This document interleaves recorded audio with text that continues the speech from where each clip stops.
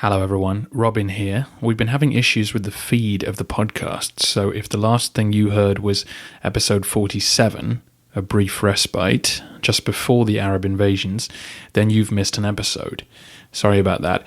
The issue should be sorted out soon, and the episode is available at thehistoryofbyzantium.com, and it may be that your feed has now corrected and you're getting episode 49, so go back and listen to number 48. You may need to resubscribe to the podcast on whatever device you use.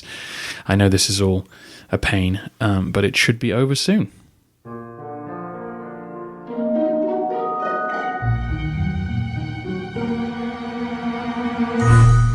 Hello everyone, and welcome to the History of Byzantium, episode 49, The Man Who Lived Too Long.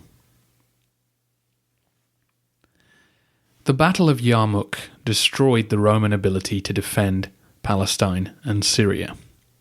With Heraclius now back next to the Bosphorus, events moved quickly in the two areas of the empire adjacent to the Levant. In 638, as the conquering Arabs took control of northern Syria, the man put in charge of Roman Mesopotamia was feeling extremely vulnerable. The governor, John Curtius, seeing the Muslim forces gathering on his doorstep, disobeyed the emperor's orders and agreed to pay the Arabs £1,300 of gold a year not to cross the Euphrates River. News also reached Heraclius that the governor of Egypt, who was also the patriarch if you remember, Cyrus, or Kyros as he was more likely to be known, had done the same. The emperor was deeply unhappy with this situation as he needed all the revenue the empire could muster to keep armies in the field. Around this time we hear of more seizures of church gold and silver, including a raid on the Pope's palace in Rome. And this influx of wealth would surely only encourage the Arabs into more conquest. The following year, 639, the emperor was proven correct. When neither Byzantine governor kept up the payments, the Muslims marched in. In Mesopotamia, Heraclius had actually fired John and replaced him with another general, Ptolemaeus. But it was a pointless reshuffling. The Roman province bordered both Syria and now Arab-controlled Iraq, so there was no way the Muslims weren't going to appear in force. The Mesopotamian defences proved easy to overrun. The garrisons stayed locked up in their cities, but the Arabs were proficient enough in siege warfare to have the province in their pockets within a year.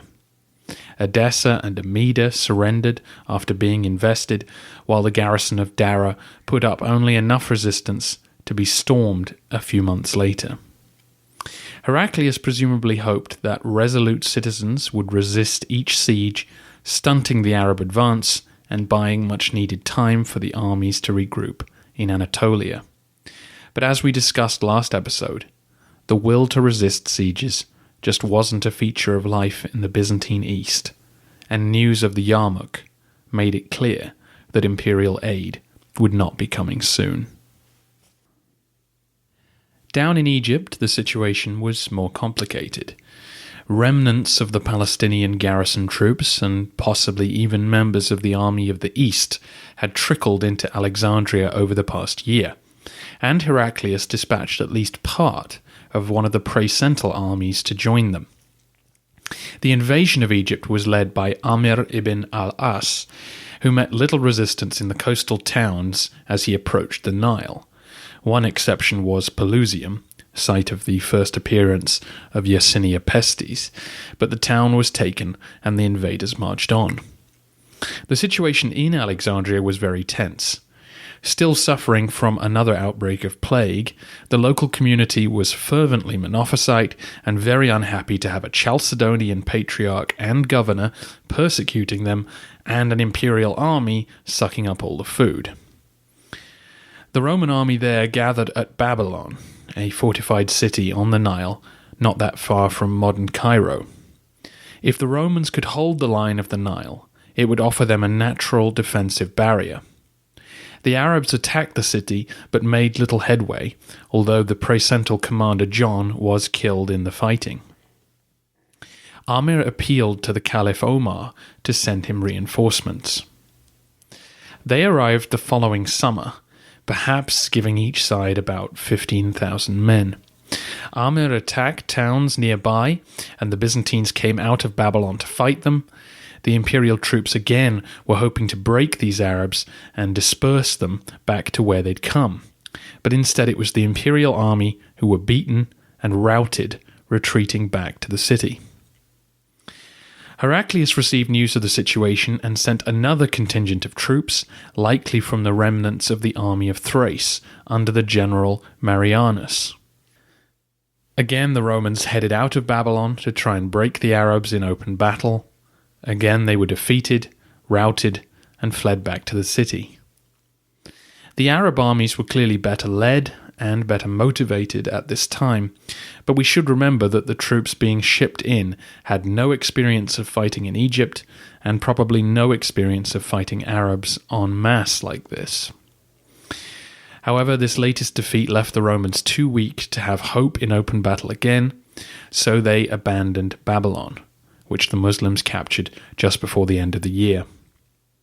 Back in Alexandria, with panic and suspicion spreading, Quiros opened negotiations with Amir. The offer was made that the Byzantines would pay the Muslims 2,600 pounds of gold per year if they would call a truce. Now that he was disobeying direct orders from Heraclius, Quiros took a boat back to Constantinople to submit this deal to the emperor in person. Predictably, the emperor angrily refused to accept the terms and had Quiros removed from his post as governor. As he had done earlier in his career with Priscus and his own brother Theodore, the emperor was keen to have these defeated leaders publicly shamed for their loss so that blame could be diverted from his own record.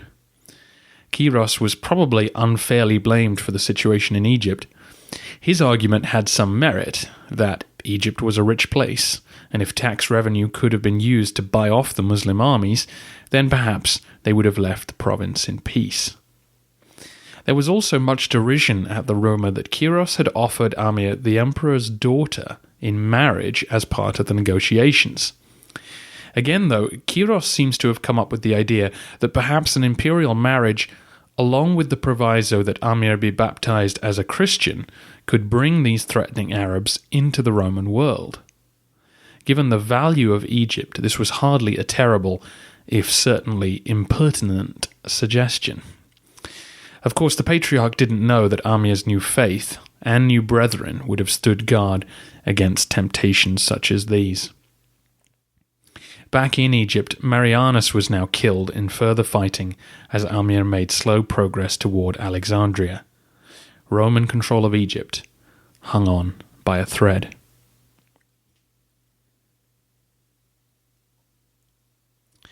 Back in the Hieria palace, an ill and depressed Heraclius was forced to swallow one piece of bad news after another. Even before the Yarmouk, his religious policy of monoenergism had begun to crumble. It was the brand new Patriarch of Jerusalem, Sophronius, who threw the first stone. We actually know what he said in his Christmas sermon of 634, while the Muslims were roaming about the countryside.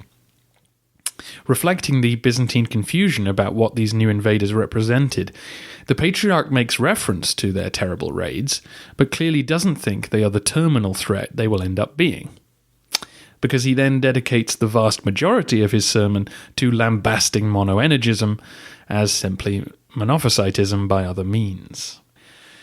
Sophronius wrote to the so far neutral Pope Honorius asking for advice, and forced to give an opinion, the Pope agreed that he did not approve of the claims about Jesus having two energies, and suddenly the emperor's coalition of compromise had collapsed. Over the next few years, as events in the Levant spiraled out of control, Heraclius looked to Pope Honorius for guidance on a new formulation that could salvage church unity at a time when it was more desperately needed than ever. So in 638, as Mesopotamia and Egypt were invaded, the emperor and the Patriarch Sergius issued a statement of faith known as the Ekthesis, or the Exposition, which seems very appropriate. This statement reconfirmed the position of Chalcedon, i.e. that Jesus had two natures. It forbid further discussion of how many energies he had, but stated that he possessed one will. I know this seems like nitpicking of the highest order, but it's actually a very important reflection of the priorities that these people had. If God helped direct human affairs, and these Persian and Arab occupations were the result of Christian disunity, then it was more important than ever to find common ground. This new formulation would become known as monotheletism, but don't worry, I'll remind you all about it when it comes up again. To add to his misery, soon after his return to the capital, Heraclius discovered the first coup plot against his reign. Led by an Armenian general, the plan was to kill the emperor and put his illegitimate son Athalaric on the throne. We know very little about Athalaric, but I assume he was conceived before Heraclius' first marriage, and so would have been the eldest of his children. Before the plot could get going, though, someone blew the whistle, and the conspirators were arrested and exiled. The emperor refused to have his son killed, but had his nose and hands cut off. This is the first instance I've come across of this kind of imperial clemency. I suppose it was considered more Christian to mutilate someone rather than murder them. We also hear strange stories about Heraclius developing a fear of the sea and needing careful coaxing by his legitimate sons to get him to return to Constantinople itself. He was clearly suffering psychologically before his final days and may have lent more heavily than ever on Martina for support. The emperor was determined not to let his wife suffer once he was gone. His first legitimate son, Constantine III, was of course not Martina's, and might not look too kindly on her meddling once his father passed away. She did not help the situation by pushing hard for the interests of her son, Heraclius. So Heraclius not only raised young Heraclius to the status of co-Augustus with Constantine, but stipulated that once he was gone, they should be co-rulers. He also put in his will the order that Martina should be honoured by them both as their mother and the empress. He also set funds aside to look after his wife in case Constantine tried to deprive her of her privileges. He left this money with the new patriarch Pyrrhus, Sergius having died in late 638. At a time when the empire needed one strong ruler who could perhaps even take the field against the Arabs, this succession plan was far from ideal. However, Heraclius had spent a lifetime keeping men who weren't related to him at arm's length, lest they try to seize the throne. And now he was left with two young men who'd spent their lives in the palace to bequeath the empire to. I suppose he hoped that two heads might be better than one, but as you know, it's rare in Roman history that this axiom proved fruitful. Heraclius was finally put out of his misery in February 641. He was about 66 years old when he died and had ruled the empire for just over 30 epoch-changing years. It's interesting that George of Pisidia, the poet who had exalted the emperor so thoroughly during the campaigns against Persia, ended up writing a far more sober poem about the instability of life nearer the time of the emperor's death. It was certainly not meant to be aimed at Heraclius, but it may have been influenced by seeing the collapse of his hard work, and an extract from it seems a fitting epitaph. Suddenly fades the splendour that surrounds, and all the unstable vanity of human glory stretches out and again constricts, like an evil, lowly serpent with its contortions. In his book, The Inheritance of Rome, Chris Wickham comments that Heraclius has had a curiously good press ever since he died, despite the fact that during his reign, the empire lost 2/3 of its land and 3/4 of its wealth. I know Egypt hasn't actually fallen yet, but yeah, it's going that way. I don't want to repeat myself, but hopefully over the course of the podcast I've made my case that decisions made by each emperor from Justinian onwards weakened the eastern frontier and made the Persian breakthrough a possibility. Heraclius' decision to launch a civil war while the army of the east was directly engaged with the Sassanids contributed to this. The fall of those Mesopotamian fortress cities like Edessa and Amida basically set Khusro up for the invasions which would follow. Who can say what would have happened if Phocas had been left in charge? Having contributed to the disaster, Heraclius played the highest stakes game of geopolitical poker imaginable and won. The Sassanids were not destroyed, but they were weakened enough to swap what they'd taken for peace. It was a fabulous achievement, and one which the emperor clearly gave every drop of energy he had to achieve. Beyond that, I don't see how we can fault him for the Yarmouk. In all of imperial experience, Arab raiders had never stood up to the field armies. Once they did and crushed the army of the East, the emperor's choices were severely limited. It's possible that if he'd mustered every man under arms in Anatolia and marched back to Antioch, he could have broken the Muslims in another battle. It's possible. The Arab armies were not overwhelmingly large. But to do so would risk it all. There would be nothing left behind him.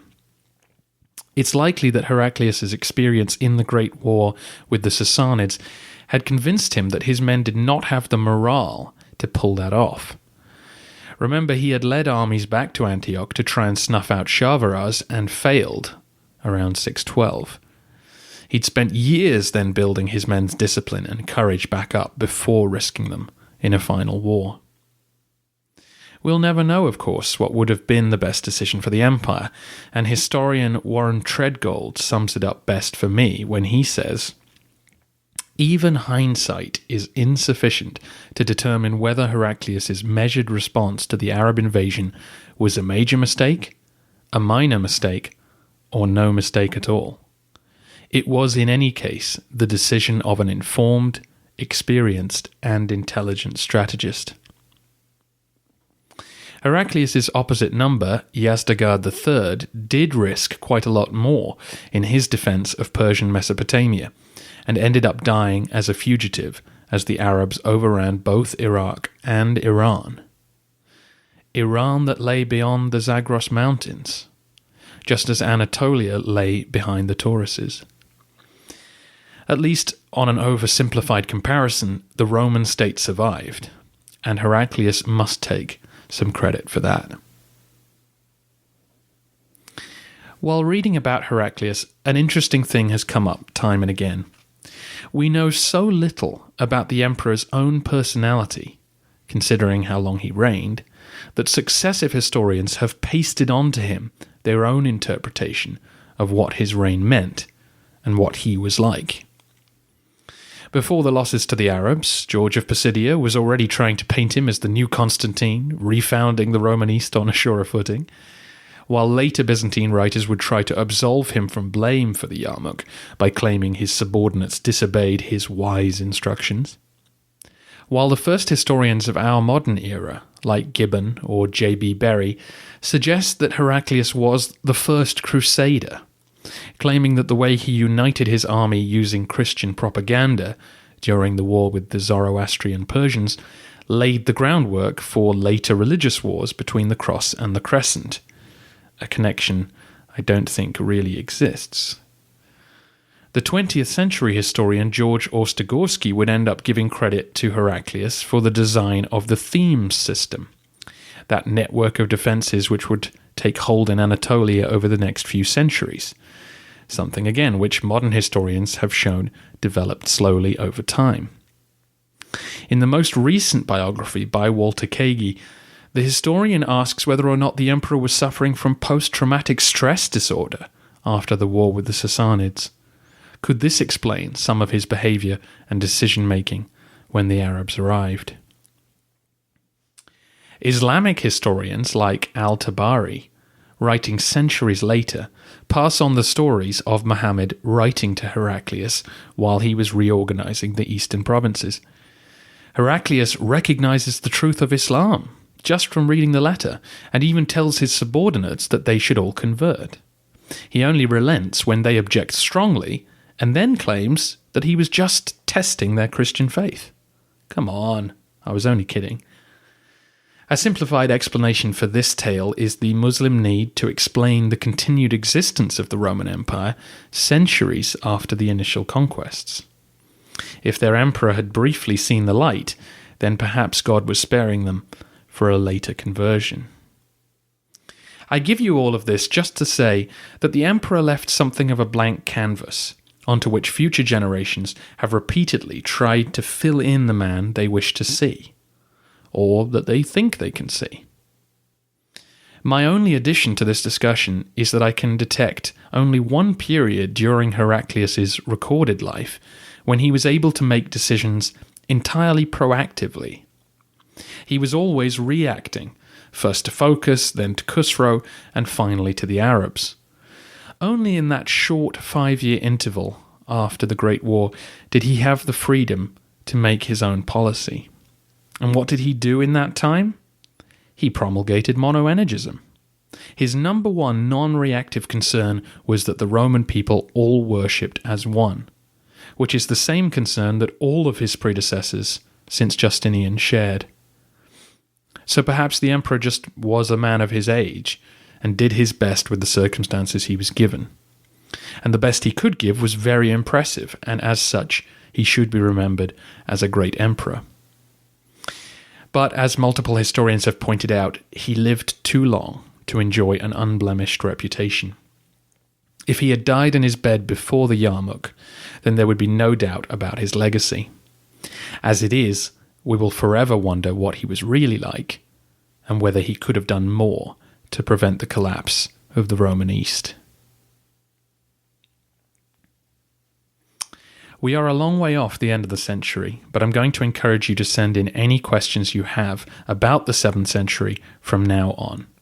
I think it will help guide my research, and I don't want anyone to miss the deadline or forget anything they were curious about.